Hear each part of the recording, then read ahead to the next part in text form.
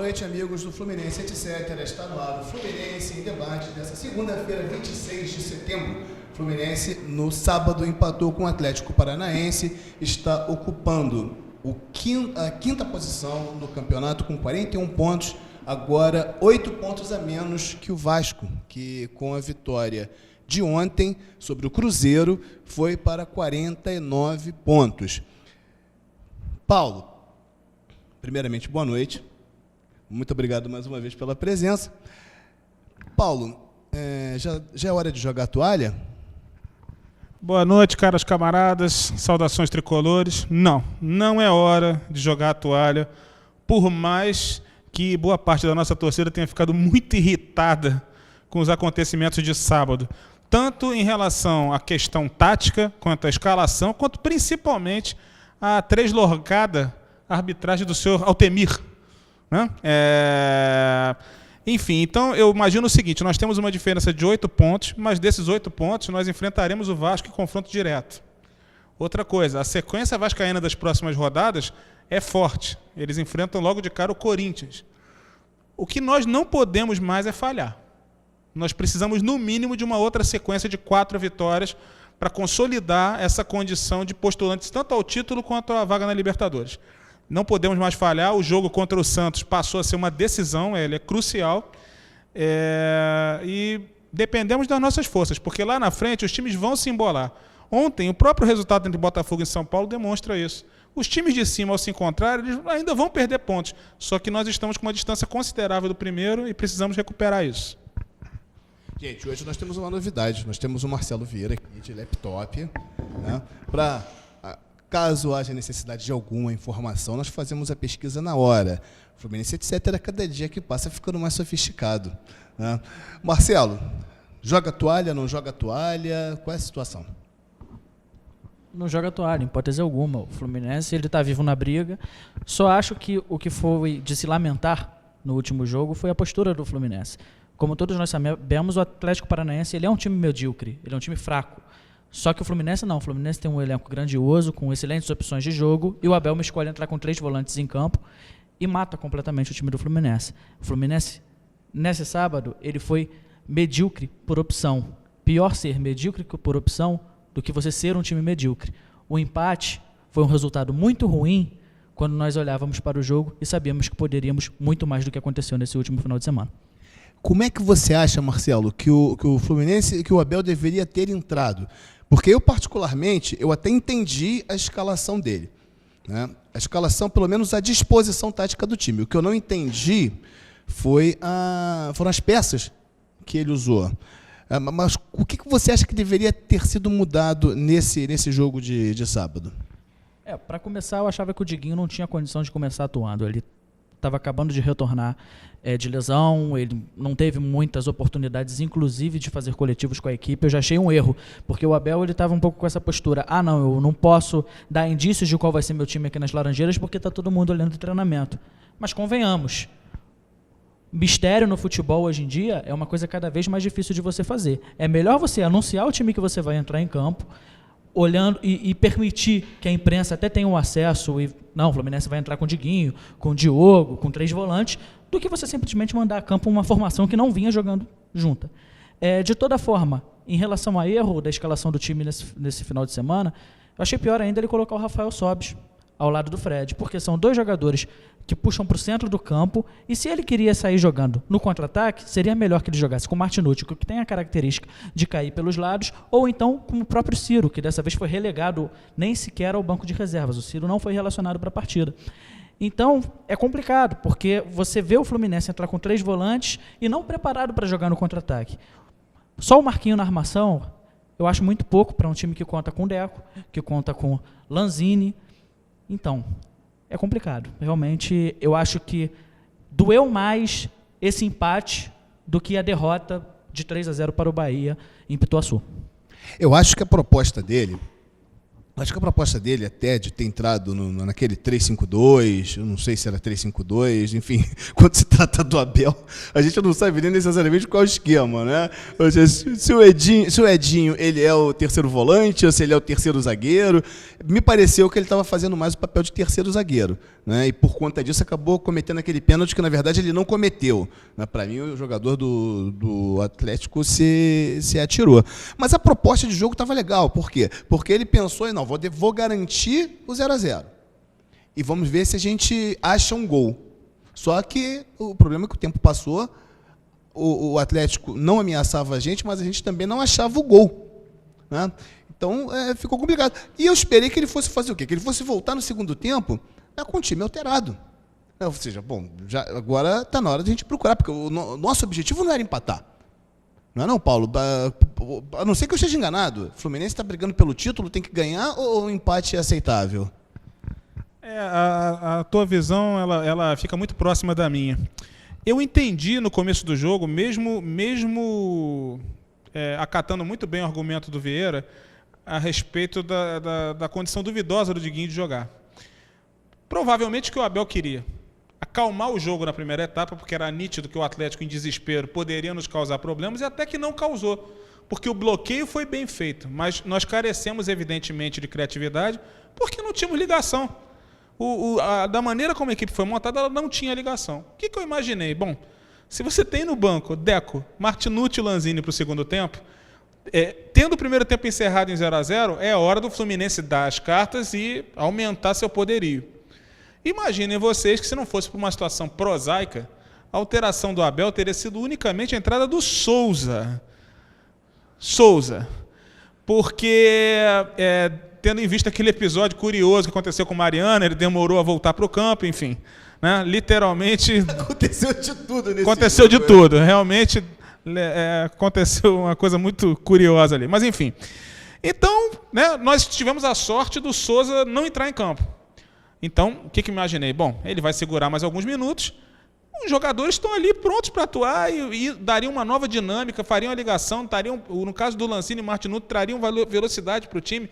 Se fosse o caso do Deco, teríamos qualidade nessa armação, mas não, o tempo foi passando e o Abel foi mexendo no time depois que a gente tinha tomado um gol patético, né? E mais outra jogada patética do Edinho.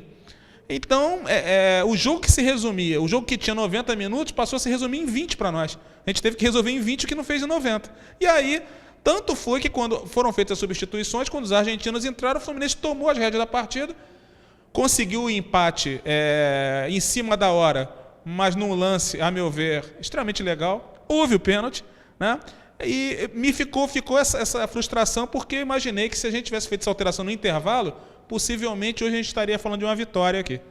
Mas esse medo de derrota, essa coisa de achar que um ponto é importante, nós passamos o campeonato inteiro com um único empate e ficamos brigando em cima. O empate é uma derrota light, digamos assim. Vieira, você que é uma pessoa que inclusive parece que dorme nas Laranjeiras, acorda nas Laranjeiras. E você, claro, todos nós sabemos que você toma café da manhã sempre com Abel Braga. Explica pra gente o que o Abel tem contra o Ciro.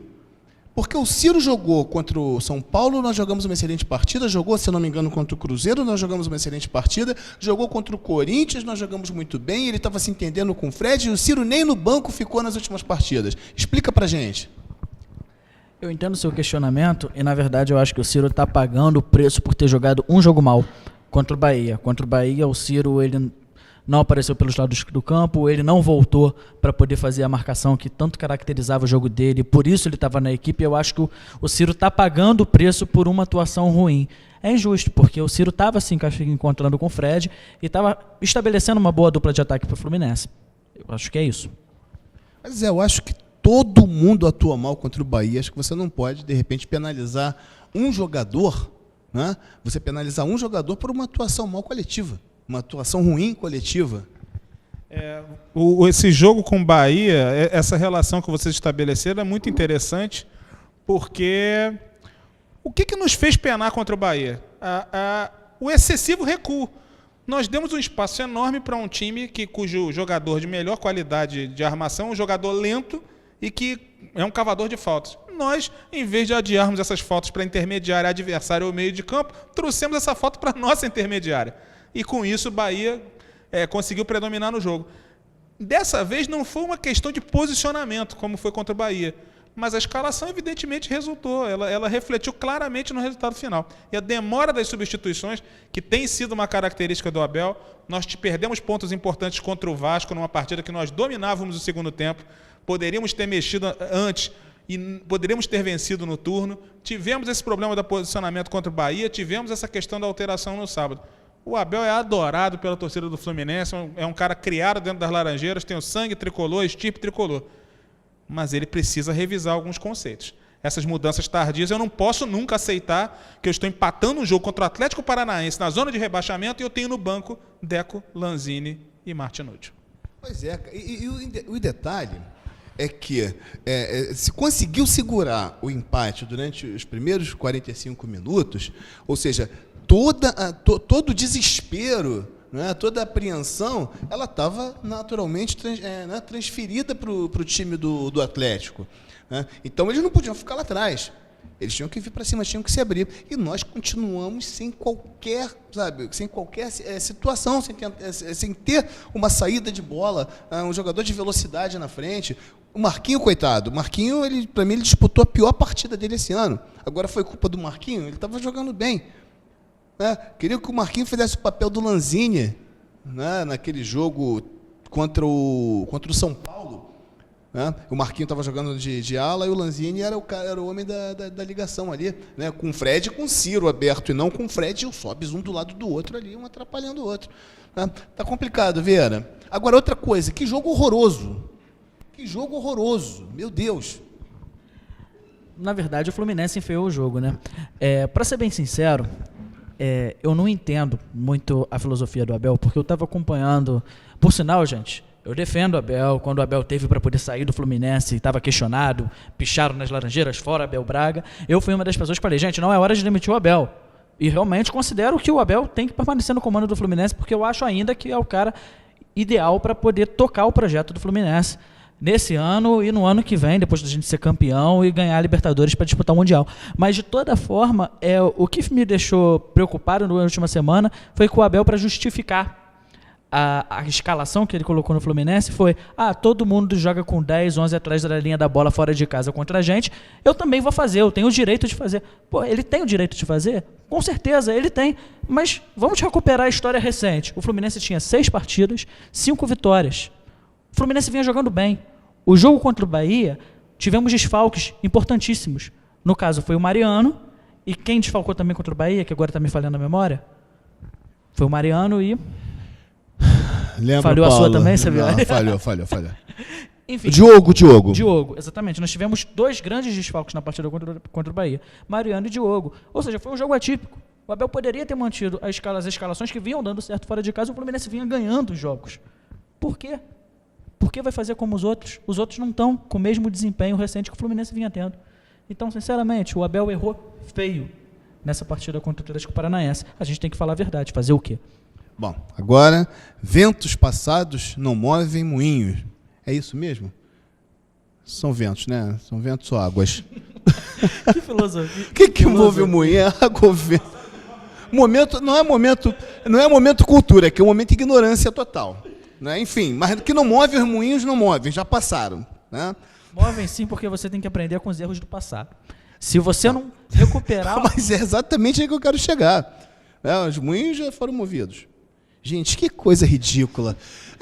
Eu vou falar. Tem dias que esse programa passa momentos assim, dignos de jogar na lata do lixo. Tem que jogar na lata do lixo. Meu Deus do céu, quanta bobagem junta. Quase uma mesa rubro-negra. Quase. Olha, rapaz, isso é preconceito. Isso é preconceito, não é? Que preconceito, André? Não, é só uma saudável brincadeira contra os nossos amigos que já historicamente são nossos fraternos, né? Foram criados da nossa gênese, são nossos eternos vice-campeões. Então não é só uma brincadeirinha com um pouquinho de pimenta. Eu tô dizendo, tropas passadas não matam inimigos. Legal isso, hein? Águas passadas não enchem o Guandu. Talvez seja isso. E a gente tem 30 segundos, desse bloco. Eu não posso entrar em assunto nenhum, então resta a gente ficar falando bobagem aqui. Né? Mais alguma sugestão? Bom, como a gente não faz merchan aqui, daqui a pouco a gente volta maravilhosamente no próximo bloco. Gente, nós voltamos daqui a pouco com o segundo bloco do Fluminense em Debate.